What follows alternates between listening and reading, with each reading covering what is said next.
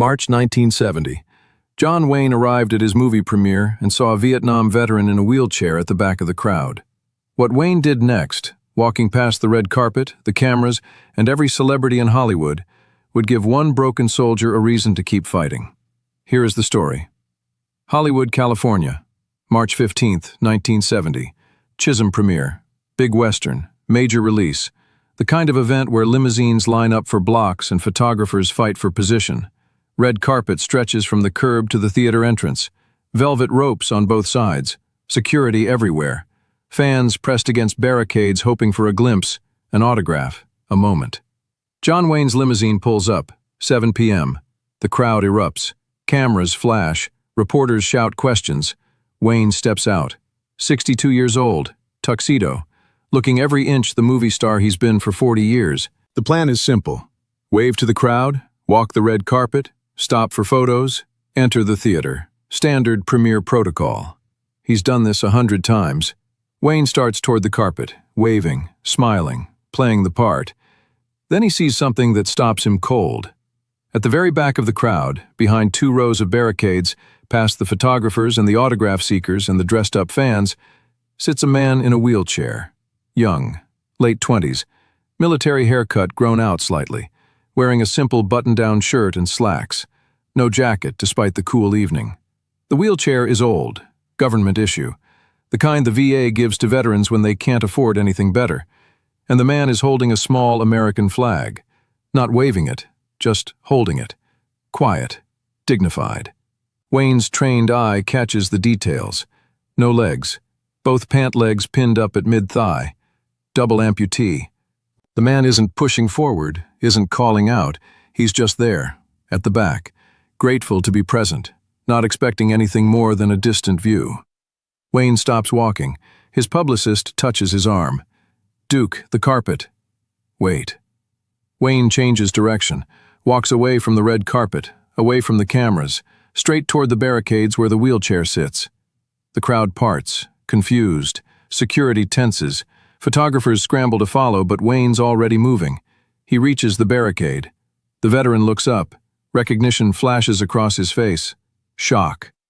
Wayne kneels, right there on the sidewalk, eye level with the man in the wheelchair. "What's your name, son?"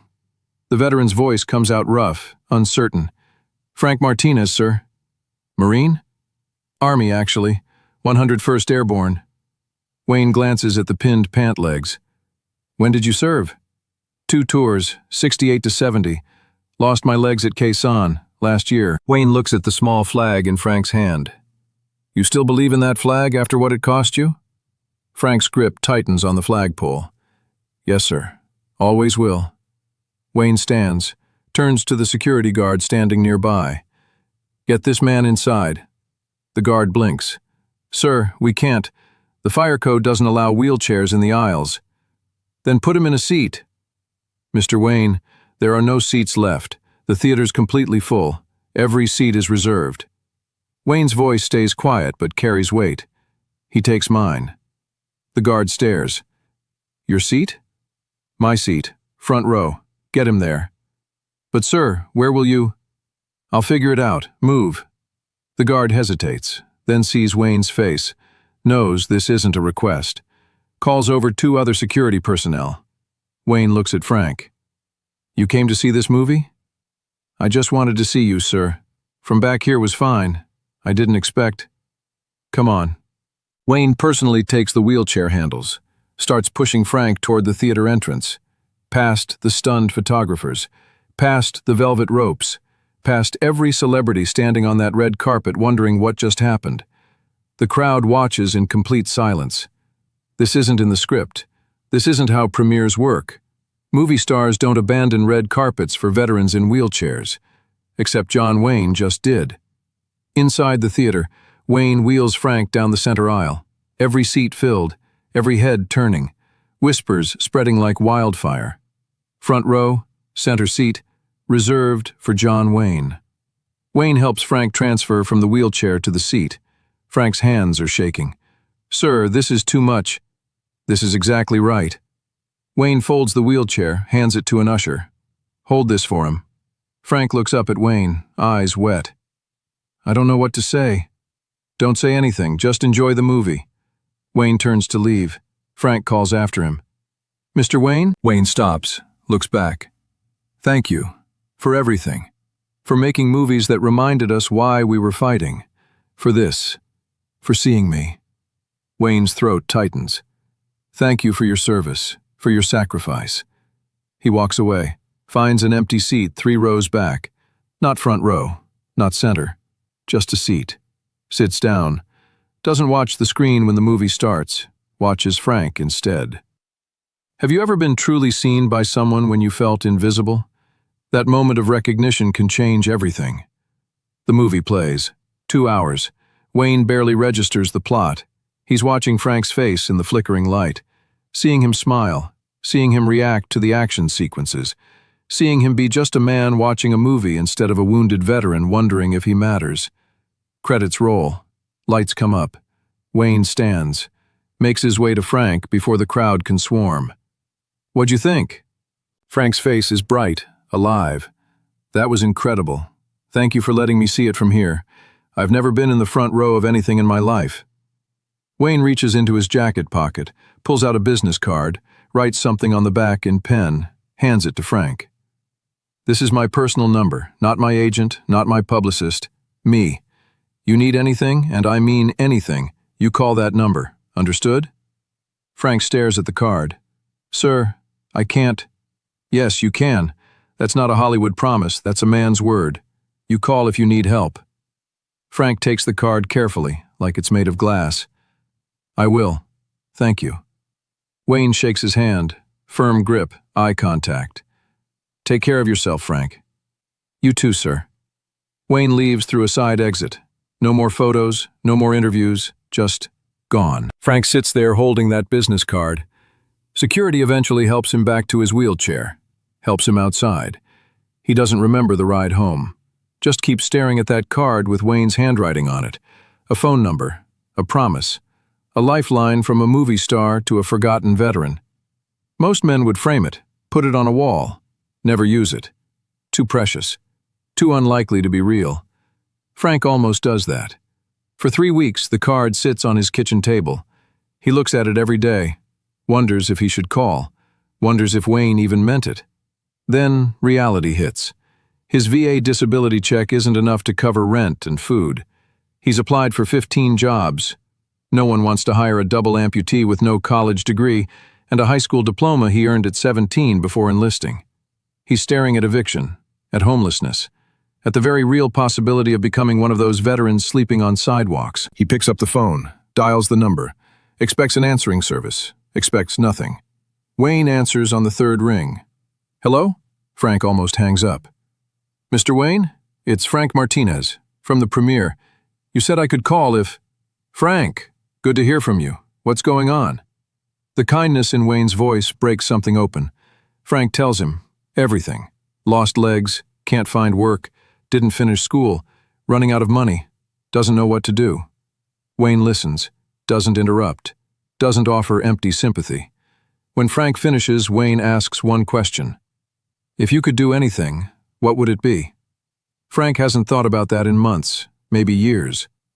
I'd go to school, finish my education, get a degree in something I could do sitting down, accounting maybe, office work, something that doesn't require legs. Okay, here's what's going to happen. I'm going to connect you with someone who handles GI Bill benefits. You're going to get your high school diploma finished. Then you're going to community college. Then a 4-year degree if you want it. Mr. Wayne, I can't afford... The GI Bill covers tuition. What it doesn't cover, I will. Anonymously. You won't know where the money comes from, but you'll have what you need. Frank's voice breaks. Why would you do this? Wayne pauses. Because you served. Because you sacrificed. Because this country owes you more than a wheelchair and a disability check.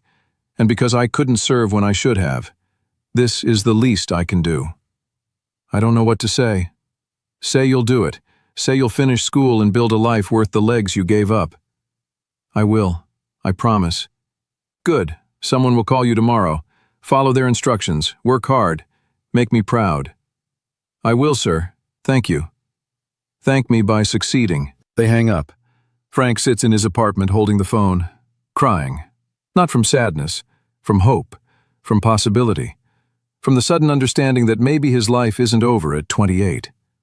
The next day, exactly as promised, someone calls. A veterans benefits counselor Wayne knows personally. They walk Frank through the GI Bill paperwork, get him enrolled in an adult education program to finish his high school diploma. 6 months later, Frank has his diploma, enrolls in community college, accounting program. The tuition is covered. Books appear without explanation. When he needs a better wheelchair to navigate campus, one shows up at his door with a note. For school, good luck. Frank knows it's Wayne, never asks, just accepts. Works harder than he's ever worked. 4.0 grade average, Dean's List every semester. 2 years, associate's degree. Transfers to a 4-year university. Wayne never calls to check in, never asks for updates, just pays the bills when they come and stays silent, letting Frank build his life without the pressure of gratitude or performance. Frank graduates in 1974 with a bachelor's degree in accounting, gets hired by a small firm that values skill over appearance, works his way up, becomes a CPA, starts his own practice in 1980, successful, independent, building a life. But he never forgets the movie premiere, the front row seat, the phone call that changed everything. Years pass, Frank builds his practice, expands, hires other veterans when he can, specializes in helping disabled vets navigate financial planning, taxes, benefits. He becomes an advocate, speaks at VA hospitals, tells veterans they can rebuild, that education is the bridge from broken to whole. And sometimes, late at night, he thinks about calling Wayne, saying thank you properly, letting him know how it turned out. But he never does, because Wayne asked for only one thing: succeed. And Frank is succeeding. That's the thank you Wayne wanted. 1979, June. Frank reads in the newspaper that John Wayne died, stomach cancer, age 72. Frank closes his office for the day, goes home, pulls out that original business card from March 1970. 9 years old now, worn at the edges from being carried in his wallet. He runs his thumb over Wayne's handwriting, the phone number he called once, the lifeline that pulled him out of despair and gave him a future. He never got to say thank you in person, never got to show Wayne what became of that broken veteran in a wheelchair. But he lived it, built it, became it. And maybe that was always enough. 2002, 23 years after Wayne's death, 32 years after the premiere. Frank is 60 years old, successful accountant, respected advocate for disabled veterans, married, 2 kids, a life he almost didn't live. A reporter doing a story on veteran success interviews him, asks about his journey from Chisum to business owner. Frank tells the story: the premiere, the wheelchair, Wayne walking past the red carpet, the phone call, the education, the quiet support that rebuilt a shattered life. John Wayne saved my life, Frank says simply. Not dramatically, not heroically, just practically. He saw a broken veteran and gave him the tools to fix himself. Education, opportunity, belief that I could be more than my injuries. The reporter asks, "Did you ever tell him what his help meant?" Frank shakes his head. "I called him once. He helped. Then he stepped back and let me build my life without interference. That was the gift. Not just the money or the connections, but the trust that I could do it myself." Do you think he knew how much it mattered? Frank touches his wallet, where that business card still lives 32 years later. Yeah, I think he knew, because he didn't do it for gratitude. He did it because it was right. And men like that don't need to hear thank you. They just need to see you live well. The interview runs in a veterans magazine, small circulation. But it spreads. Other veterans read it, recognize the pattern, write their own stories about Wayne helping quietly, asking for nothing, changing lives without fanfare. A picture emerges, not of grand gestures or public charity, but of sustained, practical help. Phone calls returned, problems solved, veterans given not sympathy, but tools. Frank's story is just one, but it's the one that shows the method.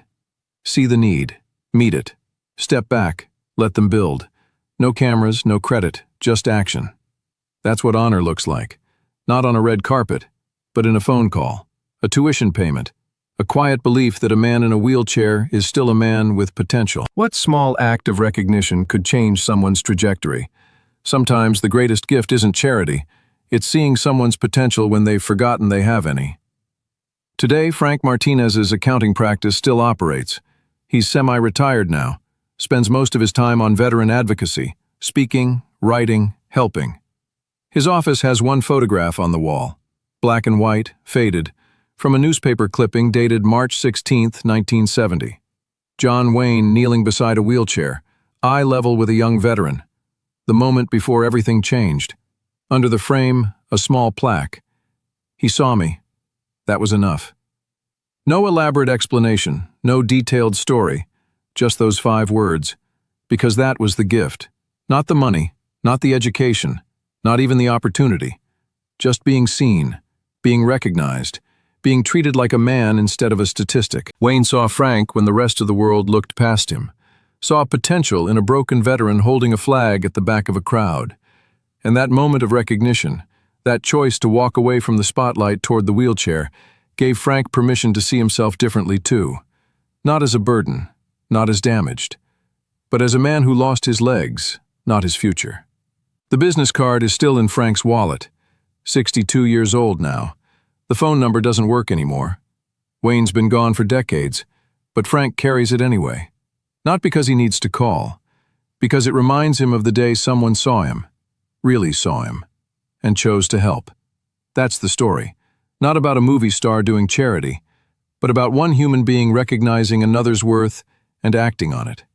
No cameras, no press, no public praise, just a quiet phone call, an anonymous payment, a veteran given the tools to rebuild. And 32 years later, still building, still helping, still living the life that almost ended at 28 in a wheelchair at the back of a crowd. All because John Wayne saw him and didn't look away. And unfortunately, they don't make men like John Wayne anymore.